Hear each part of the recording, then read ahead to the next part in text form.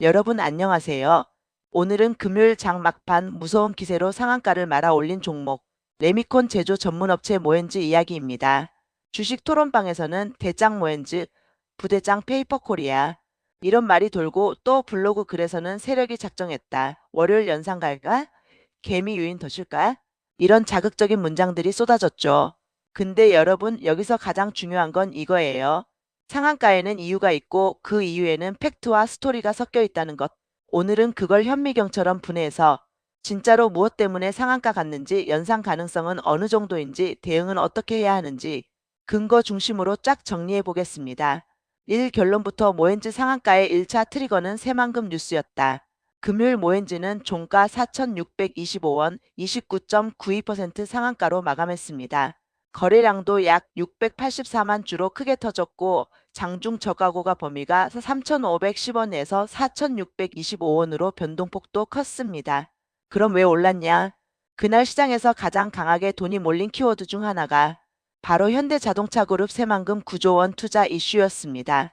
현대차그룹 뉴스룸 공식 발표를 보면 현대차그룹이 새만금의 로봇 AI 수소 에너지 혁신성 장거점을 구축하고 2026년부터 9조 원 규모 단계적 투자를 진행한다고 나옵니다. 언론 보도도 같은 맥락으로 2029년까지 9조 투자를 전하면서 새만금 거점화 이슈를 크게 다뤘고요. 자, 여기서 시장의 자동 반응이 나옵니다. 새만금 대규모 인프라 공장 산단도로 부지 조성, 인프라 레미콘 시멘트 건자재 수요, 그래서 모엔즈 같은 레미콘 종목이 새만금 테마로 묶이며 급등하는 구조예요. 실제로 조선비즈 뉴스봇도 모엔즈를 시멘트 레미콘 콘크리트 건자재 테마로 분류해 언급했고요. 또 다른 시장 기사에서는 시멘트 레미콘 테마 상승세 속 모엔즈 급등이라고 정리합니다. 그리고 일부 요약형 랭킹 시황 페이지는 아예 현대차그룹 새만금 9조 AI 로봇 수소 거점 구축 소식 새만금 관련주 부강 모엔즈 상한가 이렇게 연결해 설명해요. 즉 1차 트리거는 새만금 뉴스 정책 투자 이벤트 건자재 레미콘 테마 수급. 이건 팩트 기반으로 가장 그럴듯한 원인입니다. 그런데 토론방 블로그의 세력 작정 프레임 신빙성은 어느 정도일까? 여기서부터는 냉정하게 구분해야 합니다. 1. 시총 500억이라 세력이 작정하면 올리기 쉽다. 이 말 자체는 구조적으로 맞습니다. 모엔즈는 소형주이고 실제로 상한가 당일 기준 시총도 크지 않은 편이라 상대적으로 적은 돈으로도 호가를 밀어 올릴 수 있는 구조는 맞아요. 또 거래량이 얇은 날엔 더더욱 그렇고요. 하지만 세력이 작정했다는 건 증명 불가입니다. 그건 사후적으로 붙이는 말이기 쉽습니다. 이 연상 갈까? 더 실까? 이건 조회수를 부르는 문장이고 의미를 바꾸면 이런 얘기죠. 다음 날도 수급이 유지되면 더 갈 수 있다. 수급이 꺼지면 급락도 나온다. 이건 누구나 할 수 있는 말입니다. 신빙성의 핵심은 팩트가 얼마나 붙어 있냐예요. 모엔즈가 새만금 관련 직접 수주 공시를 냈나? 실제로 새만금에 납품 확정 계약이 있나? 실적이 급변하는 구조적 변화가 있나? 이런 게 확인되면 스토리가 아니라 근거가 됩니다. 3. 공시 체크 상한가 직전 직후 직접 호재 공시는 보였나? 최근 공시 흐름에서 눈에 띄는 건 이런 것들이 있습니다. 주주총 회소 집결의 2026.02, 25 공시, 매출액 또는 손익구조 30% 이상 변동 2026.02, 25 공시가 있었는데 이 공시는 정정 요구 최종문서 확인 필요 안내가 붙어 있습니다. 과거에는 공매도 가열 종목 지정 공매도 거래 금지 적용 같은 거래소 공시도 있었고요. 여기서 중요한 건 상한가를 직접 설명할 만한 대형 수주 계약 실적 턴어라운드 확정 공시가 보이느냐인데 현재 웹에서 확인되는 범위에선 상한가를 단박에 설명할 초대형 직접 호재 공시가 딱 박혀있진 않습니다.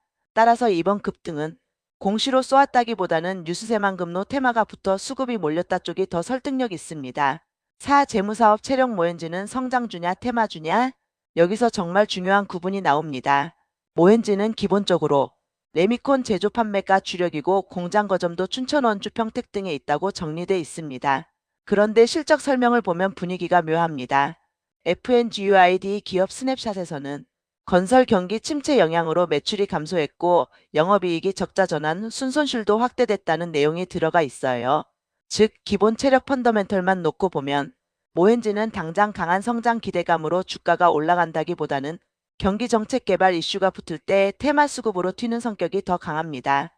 이게 무슨 의미냐면 테마 장세에서는 대장 프레임을 먹고 멀리 갈 수도 있지만 테마가 꺼지는 순간 실적이 주가를 지지해주지 못하면 급락도 빨라질 수 있다는 뜻입니다.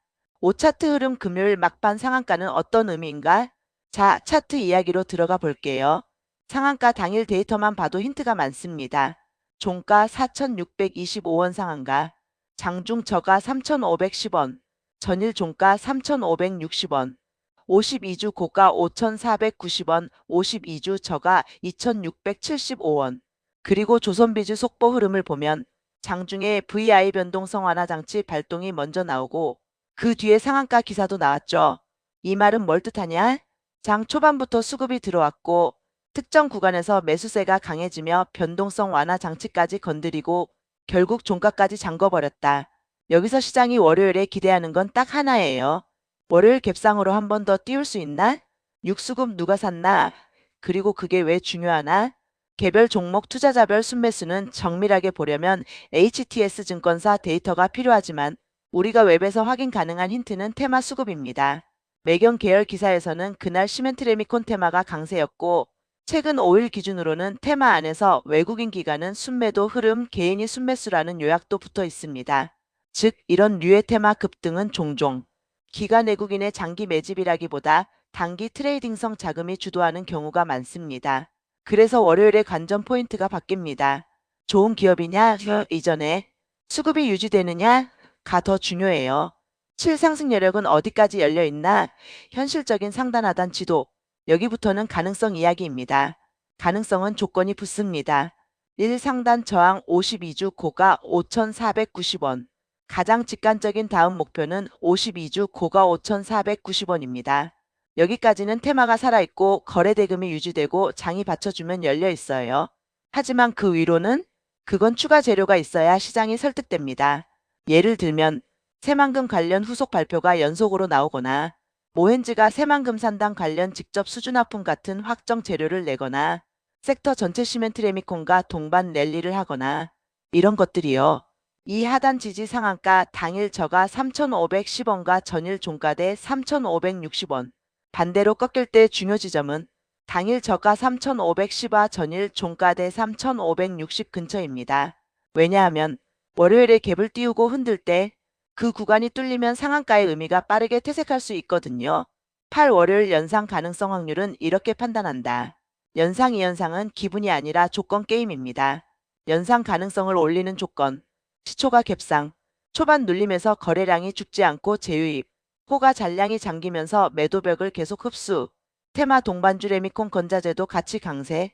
이 4개가 겹치면 연상 확률이 올라갑니다. 연상 가능성을 꺾는 조건. 갭상 출발했는데 거래 대금이 힘없이 줄어들고 고가권에서 대량 거래만 터지고 VI만 여러 번 걸리면서 위아래로 흔들다가 종가를 못 지키는 흐름. 이런 패턴은 유인 후 물량 정리로 해석될 수 있습니다. 블로그에 더실까는 이 리스크를 말하는 건데 그 자체는 가능성이 있지만 단정은 못해요. 구 토론방의 대장은 모헨즈 부대장은 페이퍼코리아는 믿을만한가? 결론 참고는 되지만 근거로 믿으면 위험합니다. 왜냐하면 토론방의 대장 부대장은 대부분 사후적으로 만들어지는 프레임이기 때문이에요. 다만 프레임이 실제 주가에 영향을 미치는 경우가 있습니다.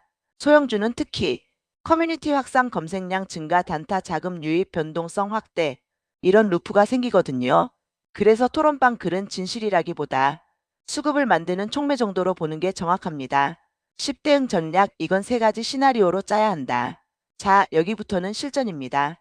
저는 이런 테마 상한가 종목은 무조건 월요일 3시나리오로 나눕니다. 시나리오 A 강한 갭상 거래대금 유지 가장 공격적인 그림. 시초부터 강하게 띄우고 눌림이 짧고 거래대금이 유지되며 동반 테마까지 살아있다. 이 그림이면 2연상 연상도 열립니다. 다만 여기서 중요한 건 추격이 아니라 눌림의 질이에요. 눌림이 나왔을 때 거래량이 확 죽지 않는지 매수 호가가 빠르게 복구되는지 고점에서만 대량 거래가 터지는지 이걸 봐야 합니다. 시나리오 B 갭상 후 장중 흔들림 가장 흔한 그림.